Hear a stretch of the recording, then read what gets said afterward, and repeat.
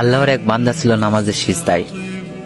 আল্লাহ ডাক দিয়ে বলে, বান্দা, তুই যতই নামাজ পড় আর যতই সিজদা কর, তোর ঠিকানা জাহান্নাম। এ কথা শুনে বান্দাটি বলতেছে, আলহামদুলিল্লাহ। আল্লাহ বলে, এই বান্দা, জাহান্নামের কথা শুনে কেউ আলহামদুলিল্লাহ কয়? বান্দা বলে, আল্লাহ, জাহান্নামের মালিকও তুমি, জান্নাতের মালিকও তুমি। তুমি আল্লাহ যদি খুশি হয়ে আমাকে জাহান্নামও দাও, আমার আপত্তি করার কোনো অধিকার নেই। আল্লাহ বলতেছে, বান্দা, জাহান্নামে গেলে তুই পুড়ে যাবি, তোর কষ্ট হবে। বান্দা বলতেছে, আল্লাহ, কষ্ট শুধু আমার হবে না, তোমারও হবে। আল্লাহ বলে, বান্দা, তুই পুড়বি জাহান্নামে, আমার কষ্ট কেন হবে?